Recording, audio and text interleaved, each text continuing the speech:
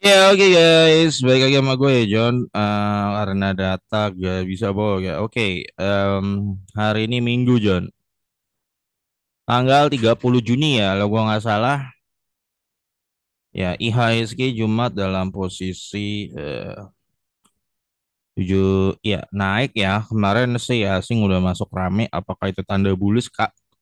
Karena ya menurut yang ngerti teknikal itu udah pertanda bullish ya. Gue nggak anti ya John nama begitu-begituan. Gue pun tetap belajar dan ada ilmu yang bisa dipelajarin juga di teknikal itu kan. Kelihatan banget ya volume asing kemarin itu gede pertama kalinya nih segede ini masuknya setelah 2 bulan. Jadi itu bisa dikatakan buat yang ngerti teknikal itu udah pertanda arah bullish ya. Jadi jangan anti ilmu John kalau kata gua ya. Nggak anti juga terhadap teknikal, nggak anti juga terhadap bandarmologi pun nggak anti juga ya. Cuma yang jadi masalah tuh lu terlalu ekstrim ya. Sisinya tuh terlalu ekstrim ke satu sudut. Misalnya lu sangat ekstrim banget ke bandarmologi dan lu akhirnya berkata bahwa fundamental is dead ya. Ini paham-paham ekstrim ini susah dirubah. Memang lu akan ke arah sana terus gitu loh. Jadi kalau menurut gua nggak baik ya di bursa itu harus dinamis gitu loh. Dinamis. Jadi gue pun nggak anti juga ngelihat orang teknikal ya gitu. Bahas-bahas itu juga nggak anti juga. Oke, gue pengen bahas IPO Blast nih yang lagi heboh gitu ya. Heboh karena ada salah satu konglomerat Indonesia ya, HT ya. HT ada dua sih ya. HT kan ada dua ya, betul ya. Satu yang Thanos, satu yang sama-sama namanya HT ya. Jadi oke, ya satu lagi maksudnya ya. IPO Blast. Nah, ini gue akan bahas ya secara berusaha seobjektif mungkin tentunya. Gue tuh sebenarnya bahas saham tuh random John ya. Jadi sebenarnya random. Belum tentu gue bahas sesuatu gue beli sahamnya belum tentu ya. Jadi kadang ada yang salah paham bahwa gue pikir gue bahas saham itu berarti gue pegang enggak.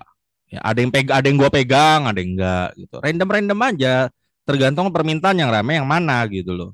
Ya, jadi bukan karena gue lagi ada sensitivitas sama. Misalnya kalau lagi rame yang brandnya gue bahas brand gitu loh. MMN lagi rame gue bahas. Bukan berarti gue pegang juga gitu. Kalau lagi bahas BBRI lagi naik ya gue bahas gitu loh. Kebetulan BBRI gue pegang gitu loh. Ya jadi bukan karena gue misal kemarin kan gue bahas DSSA nih. DSSA kan gue bahas. Oh tiba-tiba ada yang komen. Wah John ada sentimen apa lo sama DSSA nih. Ya padahal itu lagi banyak yang minta karena dia mau stock split gitu kan. Kenapa ya? Gue kan cuma bahas secara bukan berarti gue megang DSSA. Sebenarnya banyak kalau saham yang gak gue pegang gue bahas. Banyak Goto gue bahas. Lagi rame Goto kan lagi robo gue bahas. Jadi bukan karena gue lagi ada sentimen tertentu aja nggak ada. Oke, IPO saham Blast ya karena di Em, gini John, kalau IPO itu kalau dia IPO-nya memang jujur, emang niatnya cuma sekedar IPO ya IPO dan pengendalinya memang tidak ada niat goreng. Lu jangan harap arah, jangan harap. Justru ya semakin fundamentalnya makin bagus di IPO dan ditawarin di harga wajar biasanya susah arah biasanya ya. Ya karena dia memang tidak mau membantai tujuannya bukan membantai memang IPO biasa. Contoh saham MSTI gitu ya. Ya. Waktu IPO kan dia nggak arah kan, ya cuma segini-gini aja. Nah ini contoh ya saham yang IPO yang memang niatnya IPO dan nanti memang niatnya memang mau bagi dividen normal lah ya, maksudnya perusahaan yang fundamental bagus, lu jangan harap arah, jangan. Nah tapi kalau lu memang niatnya cari IPO itu untuk arah, lu mau cari kayak brand dan AMM, carilah IPO yang semakin rusak dan di belakangnya ada mafia, kelihatan ada toko-toko yang berbau mafia. Semakin lu lihat itu potensi arah berkali-kali gitu loh ya. Contoh misalnya gini, kenapa ya fenomena brand dan AMM itu jadi naiknya gede ya? Mereka ini mereka ini gini John, mereka ini incer indeks asing. Sorry, misalnya kayak MSCI dan FTSE. Ya. Ada yang namanya reksadana indeks, John. Ada yang namanya reksadana indeks. Ini adalah reksadana di mana dia ngikutin indeks tertentu ya. Misalnya kalau reksadana indeks MSCI ya, pokoknya setiap yang menggunakan reksadana pakai indeks MSCI reksadanya dia wajib beli saham apapun yang dimasukkan list ya, masuk FTSE ya. Demikian juga itu artinya ada banyak asing yang menggunakan indeks MSCI dan FTSE ini sebagai acuan. Jadi kalau misalnya tiba-tiba MSCI masukin AMMN, maka semua reksadana yang termasuk yang asing ya, dia wajib beli AMMN, John. Wajib. Nah, sering cara kayak begini dijadikan exit oleh bandar tertentu. Ketika asing ini yang reksadana ini pada masuk untuk hantam ya, hantam dia kan wajib hantam. Misalnya waktu AMMN masuk wajib hantam. Di situ dimanfaatkan sama pihak yang udah goreng-goreng ini untuk liquidity. Ini AMN terjadi di 1 Desember 2023. Terjadi transaksi 5 triliun tiba-tiba asing masuk 5 triliun tapi dihajar asing yang lain. Nah, ini ya entitas inilah. Nah, ini lu kalau lu mau ngarepin cari IPO yang begini ya lu maunya yang kayak begini kan langka ya. Tapi gua nanti kita lihat apakah si Blaze ini ke arah sana ya. Kalau nggak ada ya nggak ada gitu. Jadi tujuan IPO-nya memang dari awalnya udah begitu. Indeks asing ya. Brand nanya. Nah, brand itu kalau sudut pandang gua arahnya ke sana ya. Jadi take profitnya itu di indeks-indeks ini ya, indeks-indeks MSCI, FTSE. Nah, makanya ketika kemarin batal di indeks FTSE itu bisa dikatakan marah, marah ya, marah. Marah, gagal TP, istilahnya gagal TP. Ya, jadi berharap masuk indeks FTSE dan nanti para reksadana yang jadi reksadana indeks FTSE ini masuk beli brand, nah mereka jual di situ cuan, bisa triliunan cuannya memang, bisa triliunan. Nah ini nanti gue bahas sesi khususnya. Nanti brand itu kemungkinan ya diincer ya masuk, ditahan harganya harus ditahan ini, ditahan ya sampai dia nanti mungkin kayaknya incer MSCI mungkin. Nah ini IPO beginilah ya. Nah, apakah Blast akan ke arah sana ya? Coba kita bahas. Kalau nggak ada ya nggak ada, John. Jadi jangan terlalu ekspektasi lebih gitu ya. Nah, yang paling ngeselinnya bukan ngeselin ya. Ada retail yang tahu bahwa itu gorengan memang RX ini ketika kebantai marah-marah gitu loh. Padahal lu tahu, lu main gorengan di brand atau MML waktu kebantai ya lu jangan marah-marah aja. Ya, jangan marah-marah gitu. Yang penting kan tahu resiko gitu kan masing-masing kan. Oke, FTSI ini prospektusnya. Ya,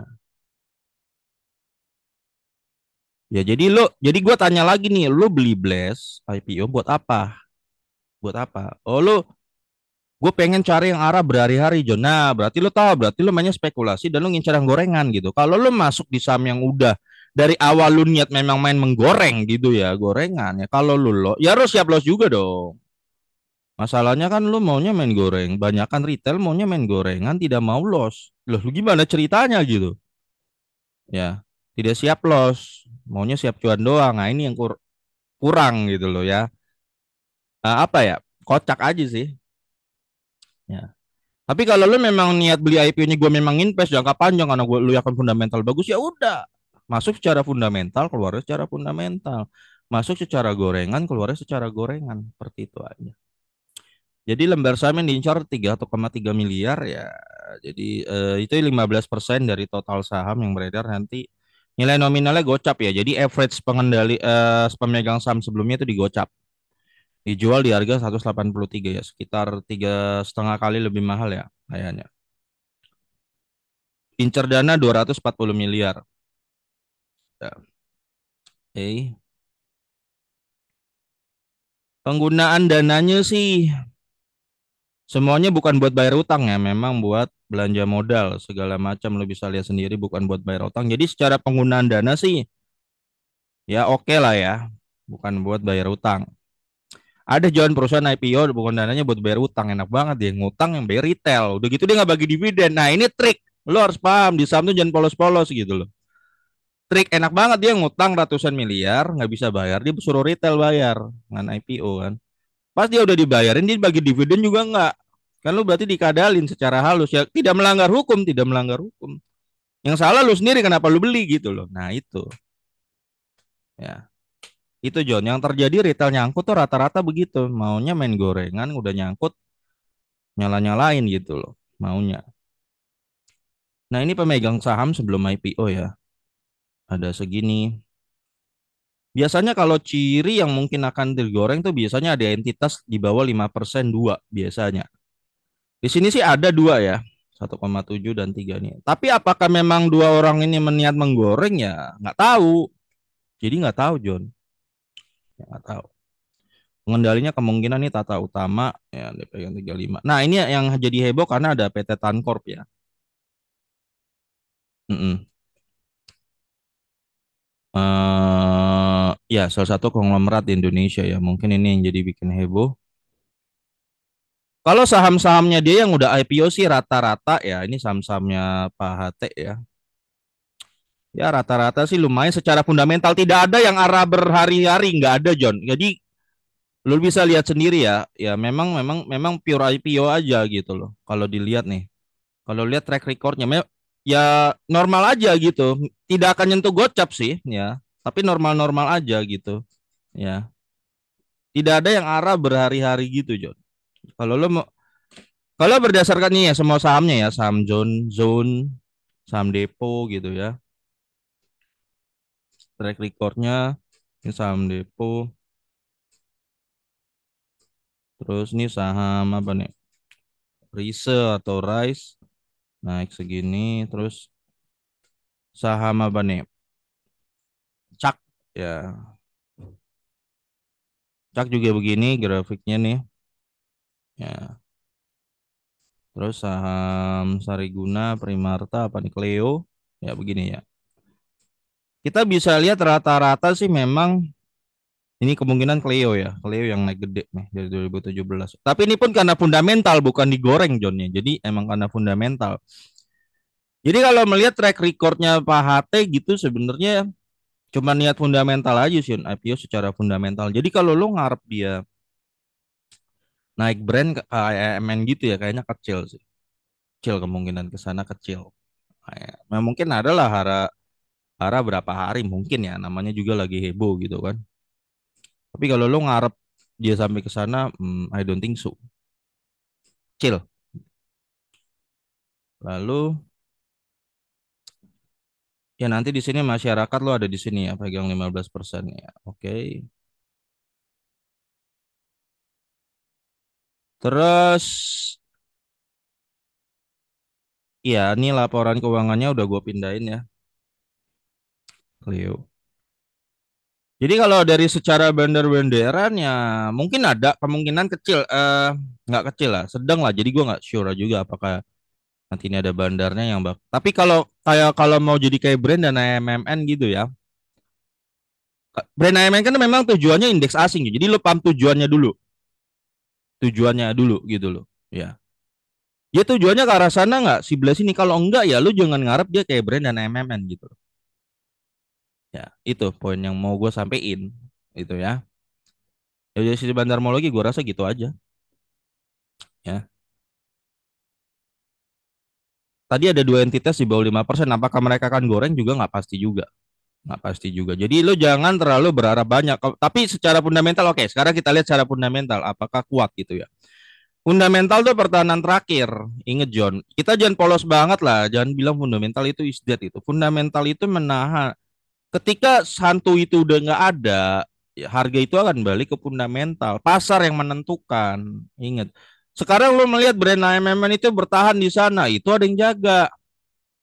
Jangan polos gitu loh, itu ada yang jaga. Ya. Tapi jangan sampai lo mengartikan bahwa BBRI dan BBCA itu ada hantunya yang ngejagain kayak di brand. Nggak ada gitu loh. Jangan sampai lo salah paham juga gitu loh. Takutnya terlalu ekstrim ke sana lo pahamnya salah gitu. Kalau menurut gua. Ya. BBRI ini pure pasar. Pasar. Jual beli biasa. Ya, makanya naik. Bisa naik, bisa turun. Namanya jual beli biasa. Ya, kenapa dia harganya di situ-situ ya itu fundamentalnya dia. Adalah lucu kalau lo ngarep tuh terjun ke gocap gitu loh. Kayak BBRI, BCBA, lu ngarap ke gocap tuh lucu gitu. Nggak ada bener yang mampu melakukan itu. Ya, oke. Ya, ekuitas 360 miliar, 373 miliar, dan sekarang ekuitasnya 752 miliar ya. Ini liability-nya, utangnya sekitar 776 ya. Jadi utangnya jadi cukup gede, DR-nya itu 100% ya. Jadi itu jadi catatan buat lu John ya. Dia ngincar dana tadi berapa? 200 M ya. Ya, oke nanti. Oke, kalau 200 M nanti kita tambahin lah di sini. Jadi dia 900. Ya. Kalau emang nanti masuk ini simulasi ya 900. Jadi nanti kalau udah saya IPO ya jadi ekuitasnya 952 miliar ya. Jadi DR-nya mengecil, memang DR-nya berubah jadi 95776 bagi 952 berapa sih? Ya jadi 81%. Oke, DR-nya oke. Lembar saham beredar nanti endingnya akan jadi 8,8 miliar ya. Maka book value-nya ini sesudah IPO ya. Book value-nya tuh 107. Ini fundamental John. Jadi lo kira-kira kalau ada emiten book value 107, seroboh-robohnya dia akan ketahan di rank segitu. Jadi jangan bilang fundamental tuh is dead gitu loh. BBR itu dia punya fundamental makanya ketahan. Nggak mungkin BBR itu roboh sampai misalnya cepet gitu 200. Dia tuh book value-nya tuh ada. Book value ada, laba ada, dividen ada. Itu sebagai sabuk pengaman lo fundamental gitu loh. Ya kalau dibilang dead ya nggak tahu. Ya, itulah pemahaman terlalu ekstrim. Oke, harga rata-ratanya dijual kan 183 ya. Berarti lu kena PBV 1,7. 1,7. Labanya 78 M, 65 M, dan sekarang gede 147 M ya. Oke. Ini bisa sih bilang batu bata ya. Naik 126% memang, dan ROE sekitar 15% ya.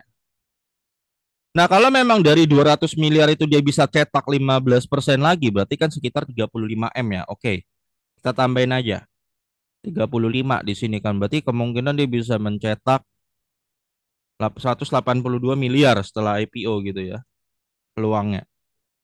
Oke, jadi 182. Maka IPS yang dia punya bakal tembus 20. 20.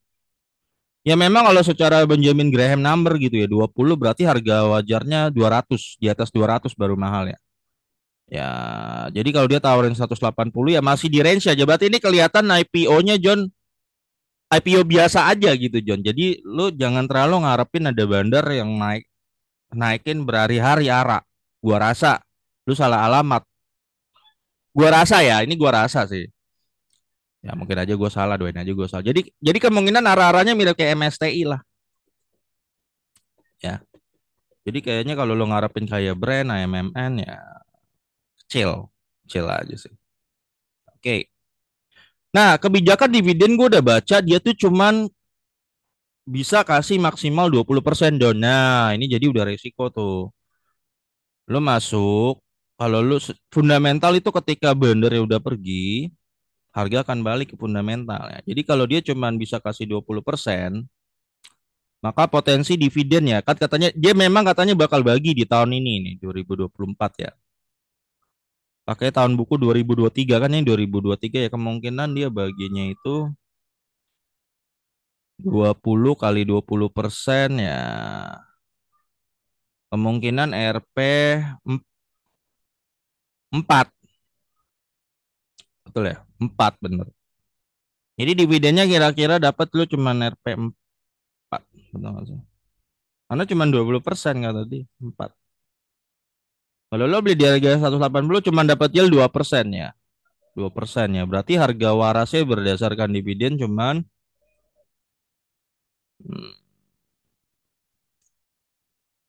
4 kan? 40 sampai 80 lah. Secara dividen ya.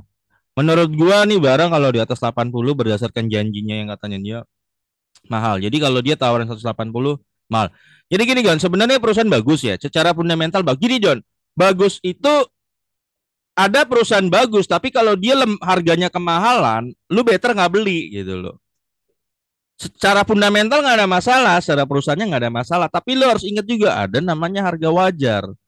Kita ada namanya harga waras gitu loh. Perusahaan sebagus apapun kalau lu belinya terlalu over value, terlalu jauh ya tidak worth it gitu loh. Ya. Jadi menurut gue nih IPO-nya biasa aja, cuman ngincer dana biasa, habis itu nanti dia bagi dividen seperti biasa, kemungkinan arahnya seperti MSTI gitu ya. Nah, itu hanya bagi dividen. Jadi kalau lo ngarep kayak brand, AMM kecil, kecil kemungkinannya. Dan kalau lo nyangkut, gue kasih tahu kalau lo nyangkut, ingat dia cuman bagikan dividen kemungkinan 4 RP-nya. Dia cuma dapat 2%. Nggak segede MSTI jadi lo. Ya, jadi ingat John, ini part dari resiko. Lo masuk harus siap resiko dong. Ya, masuk nggak siap resiko, maunya cuan. Nah, ini banyak kan orang salah. Entah mau yang pemain gorengan ataupun yang mungkin pemain fundamental ya. Atau di dividend investing, maunya siap cuan doang. Ketika dia masuk, dia nggak siap untuk kalah, nggak siap loss. Jadi gue udah ceritain ya semua risiko yang di saham ini udah gue ceritain dulu. Sisanya lo mau masuk atau enggak ya go ahead. Ya pertimbangkan baik-baik. Oke John, gue rasa gitu ya untuk saham Blast. Ya, sampai ketemu lagi di video gue berikutnya. Karena data nggak bisa. Oh, ya.